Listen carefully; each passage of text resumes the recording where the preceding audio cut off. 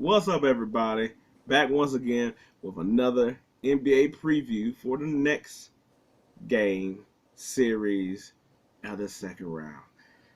And for that one, it's the Boston Celtics 76ers of Philadelphia. It's always 76er in Philadelphia. Patent, copyright, all those things, trademark. Anyway, um, So I was like, the Sixers took very easy of the Brooklyn Nets, like we all thought they would. Were there little issues towards the end of that series? A little bit, Joel didn't play in one of them. It got a little heated, but really nothing to really speak home about. The Celtics, I feel like let uh, Atlanta get two on them. Just really because I feel like they didn't really just feel like playing, I guess like going through the motion more so. And come, I was like one of the games they didn't even have Deontay Murray, and I just feel like I'm like, you're a top notch team, so I feel like you might feel that way about yourself. So I feel like that's really why. But their talent of winning out, and they end up putting them boys to bed. So this matchup, I I like early on bet I would go with the Celtics. Um, I just feel like their perimeter set of players is going to be able to offset and dominate everything that Joel is going to do to them. Um, Sort of funny that Joel is going to go up against Al Horford, ex teammate, that in an experiment that didn't work for them, but because Al Horford was sort of the Joel stopper in the day, and so like, well, if we can never get past him, we'll put him on the team, and then went to OKC and then went back to the Celtics. But I was like, but I think Horford. I think Horford is still going to. He's probably going to be matched up on him the most, just because he's the only guy that's beefy enough to really take him on. I was like, they'll give you a long round. Time Lord will try, and he's long man, not big man. And Joel Embiid, I feel like Time Lord go get his swats and stuff every now and then, or going to catch him lacking a bit where he gonna get some lob. But for the most part, Joel gonna eat on them all the time, um, and probably and going to dominate pretty much. And the thing is with Horford is that I think like if you close to the basket, Horford could play him well enough, and then you maybe could get him in a double team or something like that. But if Joel's on the perimeter, and at that point, I think he'll have the matchup against those two. It's really everywhere else that it's sort of going to be, can do the Sixers have enough? Like, is Harden going to be able to turn back to like old Harden? Because I think that's who he's going to have to be a lot more in this one, just because the matchup they're going to have on him with Smart, who's going to be on him the whole time playing defense. Then you're going to bring in Brogdon, and then he can play him on defense while also he's going to be scoring, so you got to be on him.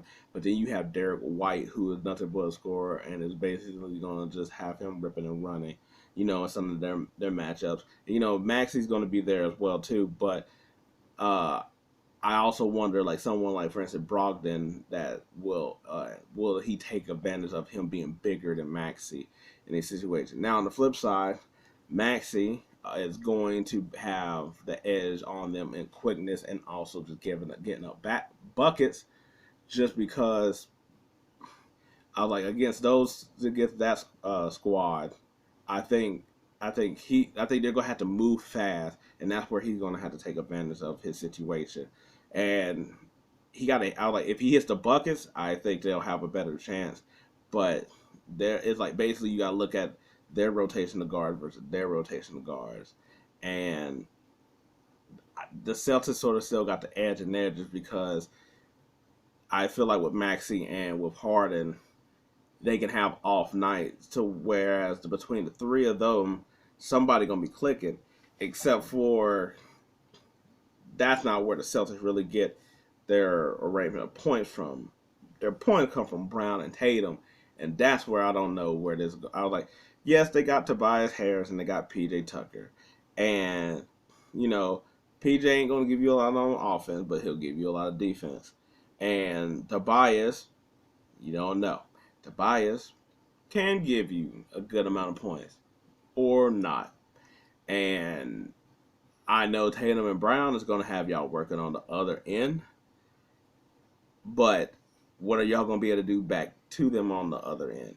And but then you just look at their, like, you know, they could sub in. They got Grant Williams who could come in for a while and give them a breather. Hauser, I was like, come in, give him a breather, give him some 3-point shooting in there. You know, so they have enough on in their bench rotation to stay fresh, whereas the 76ers not fully in there. I feel like unless Embiid goes ham and he's out here giving them like 40 something points and making and feeling, you know, you can feel him in the game, getting them into foul trouble. You know, I was like, or them. I feel like they're going to have to do a lot of like matchup settings. So, you know, like early on, seeing them be like, oh, he on Tatum Herb throwing the ball, or you know, like Harden up against Derek White. I'll take that matchup. That's a really good matchup. But if you get how I think it'll be, it's going to be Marcus Smart and Jaylen Brown on James Harden, and on Maxey. They're trying to negate that on that side. That's, you know, and I'm like, just let Derek White and Brogdon or something like that on Tobias Harris, and you know, just because I'm like, no, you don't really fear Tobias Harris in that type of way.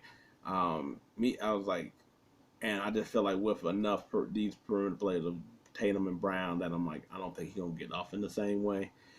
And then, like I said, PJ Brown, like, you know, I mean, not PJ Brown, Jesus Christ, that's some old Celtics right there. PJ Tucker, I was like, if he could keep him honest and hit some shots, then, you know, but I feel like too much of a perfect game it had to be played by the Sixers versus the Celtics in order to see how this series goes out.